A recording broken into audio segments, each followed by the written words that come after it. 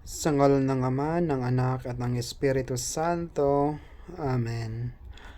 Ama naming makapangyarihan, kami po ay nagpupuri at nagpapasalamat sa lahat ng mga biyayang iyong pinagkaloob sa aming lahat, lalong-lalo na po sa biyaya ng pamilya, biyaya ng kaibigan, biyaya ng mabuting kalusugan. Maraming salamat po, Panginoon. At sa mga oras na ito, bago po ako matulog, ako po ay lumalapit sa iyo na may kababaang loob para po magpapasalamat sa lahat ng mga mabubuting bagay na iyong binigay sa akin, lalong-lalo na po ang mabuting kalusugan. Lalong-lalo din po, Panginoon, sa mga taong napakabuti sa akin. At maraming salamat po sa walang hanggang paggabay, pagbigay ng grasya, at paggabay sa lahat ng aking ginagawa. Panginoon, ako po ay humihingi ng kapatawaran sa aking mga nagawang pagkakasala sa iyo na minsan ako po ay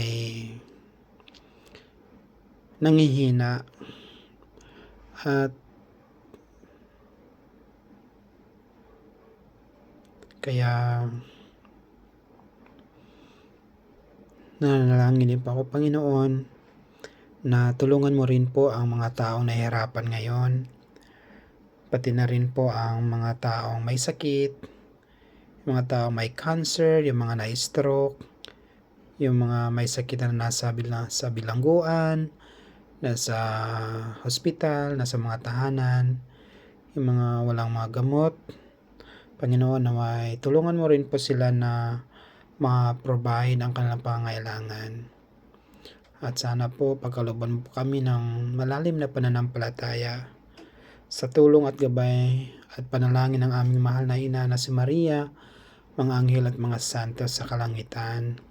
Naway tulungan mo po kami maging matatag sa pagtitiwala sa ating Panginoong Hesus.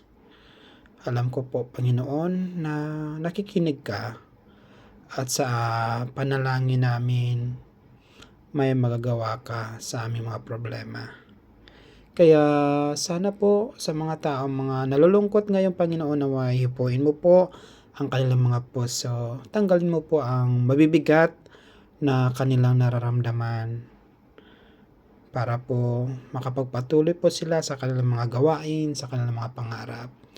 Wag mo po kaming pababayaan, Panginoon. At maraming salamat po. Kami po ay matutulog sa gabing ito na mapayapa at mahimbing ang aming pagtulog. At pabantayan mo kami sa iyong mga anghel. Pababayin mo po sa aming lahat para makatulog kami na maayos. Lord, maraming salamat po. Ito po aming dalang pinasasalamatan sa ngalan ni Jesus. Amen.